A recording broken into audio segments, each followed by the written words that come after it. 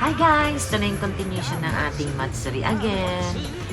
Japan Festival, Summer Festival. Ayan, nanood ako ng mga sumasayaw.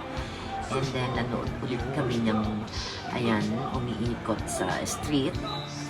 And then, nakita ko na yung mga trash, iniipon ng may mga taong gumagawa. May mga staff na gumagawa. And then, iba-ibang pagkain ulit ang ating nakita para kumain.